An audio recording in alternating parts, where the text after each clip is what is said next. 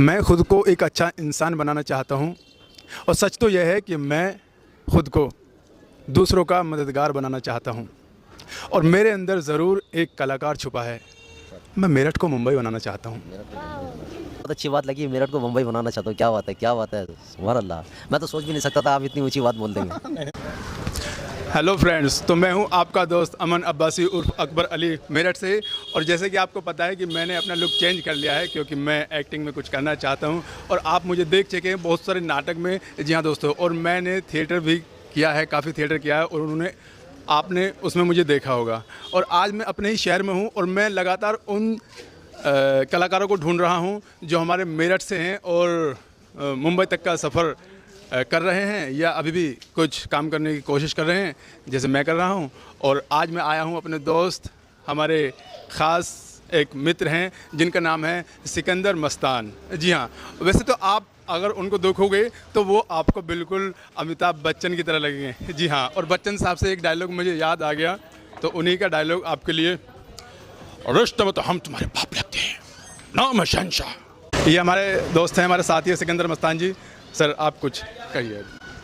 अजय शराब के तरह डैडी लेवल की तरह चिपक गया हूँ, तो इस लेवल को छिपाना ले तो आप ही हैं।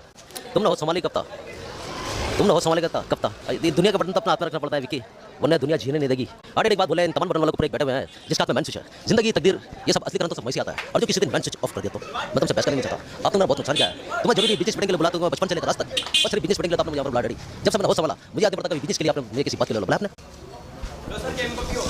तो डैडी जी आपने मुझे कभी भी किसी काम के लिए नहीं बुलाया।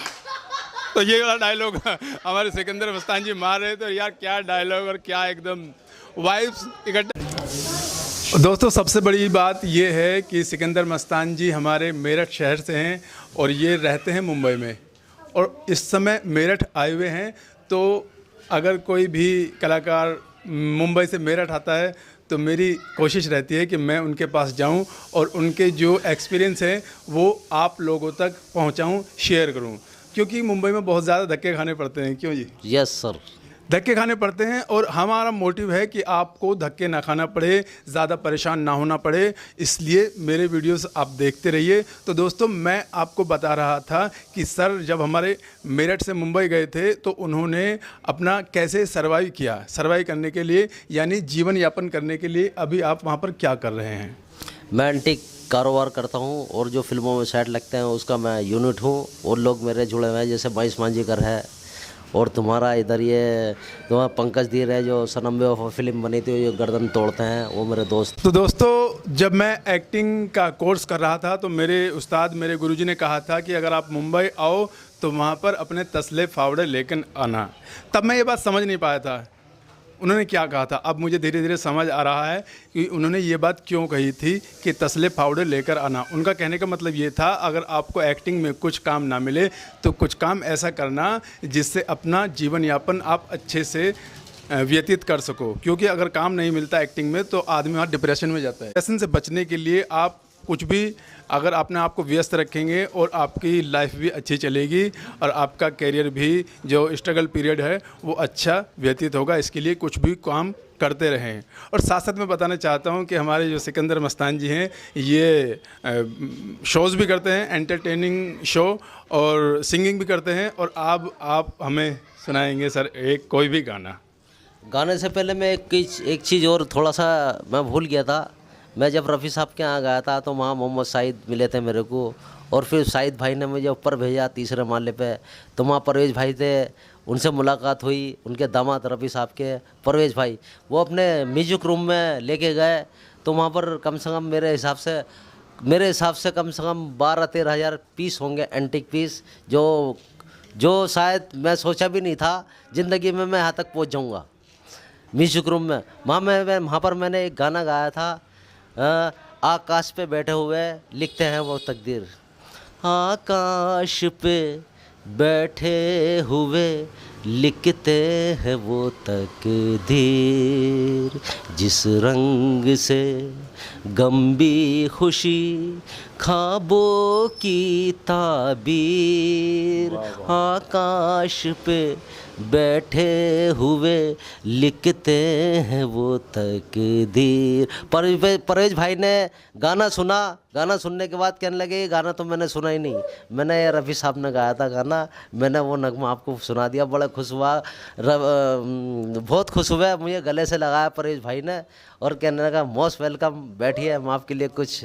मैंने कहा नहीं कुछ नहीं, मैंने मरा, फिर भी उन्होंने बेचारों ने कॉफ़ी मंगवाई, बड़ी थर्मस के रफ़ी साहब के यादगार, वो निशानी आज भी याद है मुझे। Thank you sir, thank you. तो दोस्तों आपने देखा कि ये कितने हम्बल हैं और कितने इनका जो बात करने का तरीका है वो कितना प्यारा है।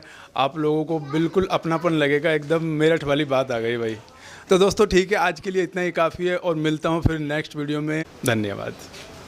तो मस्तान जी, यस सर, मेरठ को मिस करते हैं? मेरठ को मिस करता हूँ और क्या कहते हैं कि मुझे बॉम्बे ही बहुत अच्छा लगता। मेरे लिए तो मेरठ और बम्बई ऐसा लगता है जैसे अपना घर हो। जैसा कि हमारे सर ने कहा कि मेरठ और मुंबई एक सा लगता है और बॉम्बे तो ऐसा लगता है जैसा इनका घर हो।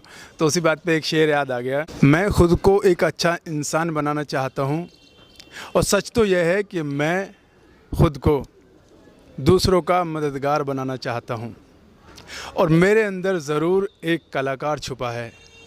मैं मेरठ को मुंबई बनाना चाहता हूँ। जो आपने सर ने बोला बहुत अच्छी बात लगी, मेरठ को मुंबई बनाना चाहता हूँ। क्या बात है, क्या बात है, सुभान अल्लाह। मैं तो सोच भी नहीं सकता था आप इतनी ऊंची बात बोल देंगे। क्या बात है भाई, ये तो जज्बात हैं जो निकल कर आ रहे हैं दोस्तों। अभी कब जा रहे हैं वापस मुंबई सर? मैं बम्बई एक हफ्ते के अंदर अंदर, मेरा ज़रा एक शो है, कोई सीरियल का वो चल रहा है, तो उसमें ज़रा मुझे वहाँ पर कुछ सामान देना है, एंटिक पीस। तो महेश मांझे का डायरेक्टर जी जो हैं वो उन्होंने बुलाया मुझे। तो जैसे कि सर ने बताया आपको कि हमारे जो सर हैं वहाँ पे साइड में काम करते हैं और इनका साइड बिजनेस ये है कि जो हमारी फिल्मों में एंटीक पीस यूज़ होते हैं, जिसे हम प्रॉपर्टी कहते हैं, वो प्रोवाइड कराते हैं। और अच्छा चल रहा है सर? हाँ सर, हाँ सब बढ़िया माशाल्लाह से। अपना जो पूरा महीना का जो होता है वो मेरा 2-3 दिन में हो जाता है। तो बिना डरे और बिना छुपाए हमें बता रहे हैं अपनी अर्निंग, क्योंकि अभी सर ने थोड़ा सा मुझे अंदेशा दिया कि जो पूरे महीने में कमाते हैं वो 1-2 दिन में कर लेते हैं। तो अब बताएंगे कि महीने में कितना कमा लेते हैं। हाँ, 2-2.5 पेटी तो मेरा हो ही जाता है महीने में, लेकिन खर्चे बहुत होते हैं, खर्चे बहुत होते हैं। हाँ अच्छा जी, अच्छा। तो सर कह रहे हैं कि 2-2.5 पेटी आ जाता है लेकिन खर्चे बहुत है। तो काट पीट के कितना बचता है सर? काट पीट के तो ले दे के ऐसे ही आता मेरे 50, 60, 70 बस। बहुत जी, बहुत बढ़िया, बहुत बढ़िया भैया। हम तो इससे भी कम में काम चला लेंगे क्योंकि हमें तो कुछ करना है। लेकिन कोई बात नहीं सर, हमारे जैसे कलाकारों का भी कुछ होगा वहाँ पे। हाँ क्यों नहीं, आप आएंगे तो मोस्ट वेलकम। मैं जहाँ तक कोशिश करूँगा शायद फिल्म की शूटिंग के लिए, तो आपके जो एंटिक पीस जो हैं उन्हीं यूनिट से मैं आपको जोड़ दूँगा। अच्छा, सच में आप काम दिलाएंगे थोड़ा बहुत?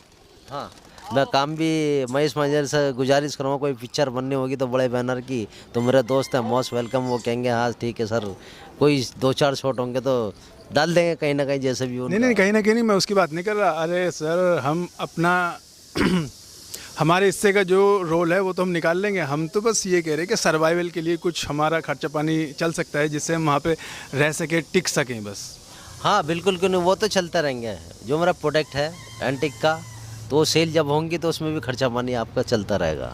देखो सर ने बहुत अच्छी बात की कि जो मैं कर रहा हूँ एंटीक पीस प्रोवाइड का काम वहाँ पे, उसी में मैं आपको जोड़ दूंगा। तो भैया ये हमारे लिए बहुत बड़ी बात है कि हमारे मेरठ वाले मुंबई जाकर भी हमारी मदद करेंगे। और बस मैं क्या कहूँ यार सर, आपका तहे दिल से शुक्रिया है। Thank you.